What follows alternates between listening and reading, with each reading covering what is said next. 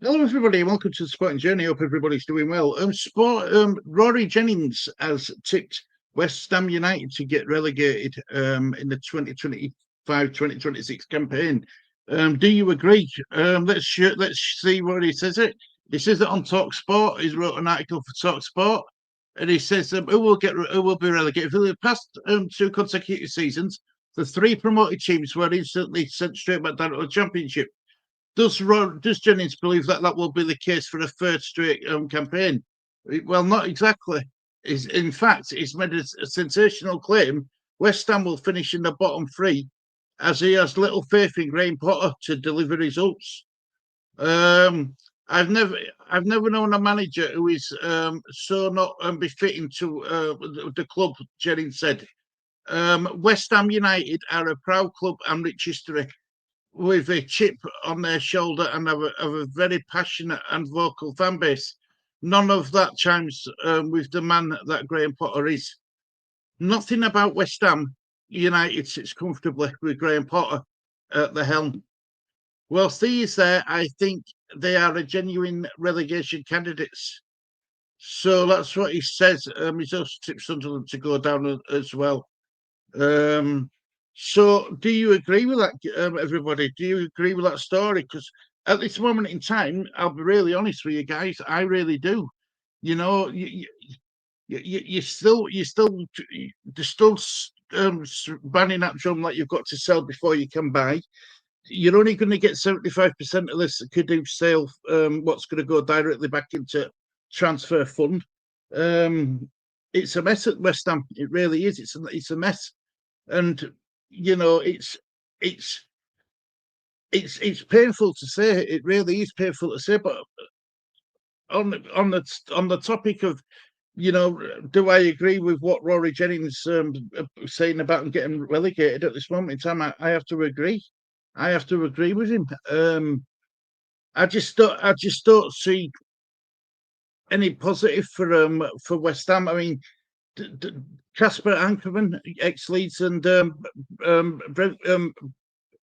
Brighton keeper, is going to be new goalkeeping coach. Apparently, he's going to be joining from Malmo or something. So it's and if that's all the West Ham fan base have got to look forward to, God, it's bleak, isn't it? It's a bleak time to be a West Ham fan.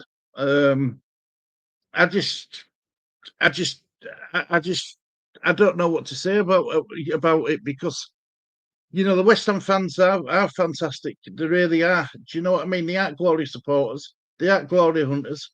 The West Ham fans, they're genuinely for the club. They're a family. It's a family. It's a West Ham fan base is more of a second family, really. And to see the likes of Liverpool going in for Verts and Frimpong and Man United signing like Sakuna and Mbamo when it happens, and Leeds are making moves to bring players into the club. Wolves have made their first signing today in that for Lopez. Everybody around West Ham, where they finished last season, are strengthening.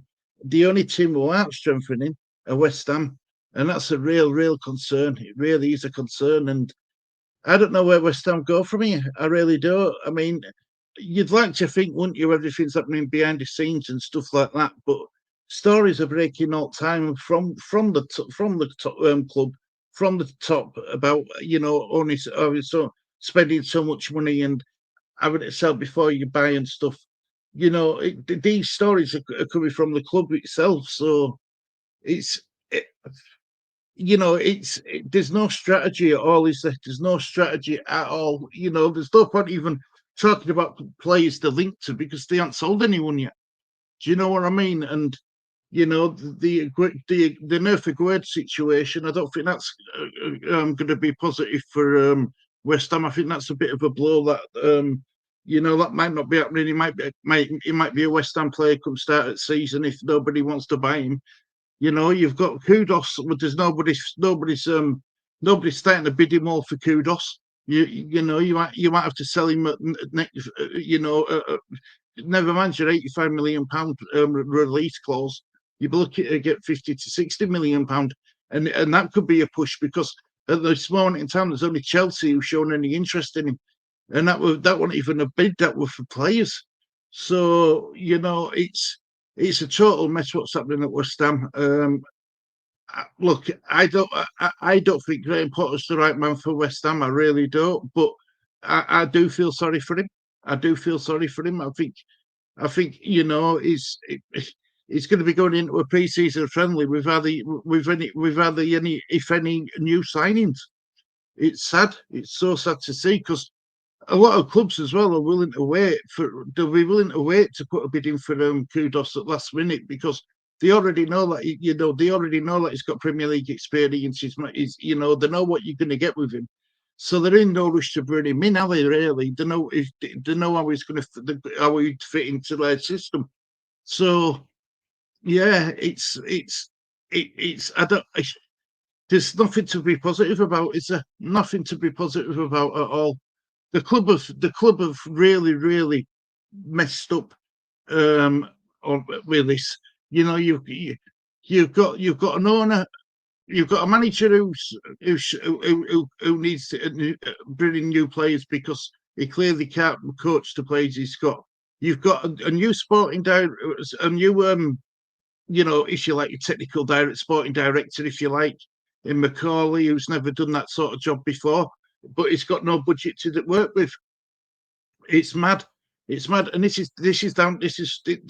problem isn't them. It's above. It's above them, and I don't. I don't know where you go from here, guys. I really don't.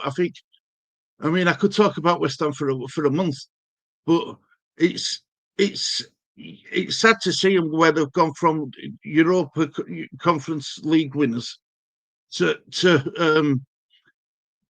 barely getting by in the 2024-2025 season to being already a lot of people's picks for relegation favourites for next season.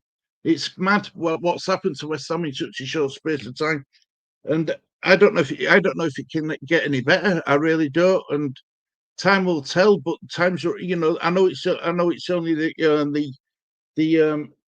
is it the 20th of June, but the clock's ticking. The clock's ticking. Less than 2 months at season starts, so they're going to have to pull a finger out. And if they can't sell anyone, what they're going to have to do is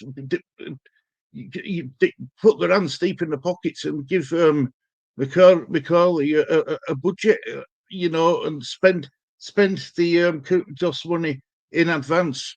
Because if not, you're missing out on all these players that will be coming available because everybody's acting now in transfer window. No one's willing to wait and wait and see what happens and wait till end where you think you're going to get a discount or a cheap bargain because all these players are going to be gone. Anyway, I'm going to leave it there. Thank you for watching this edition of Sporting Journey. Hope you've enjoyed it. Until next time, guys. Have a great day. See you all soon. Take care. Bye bye.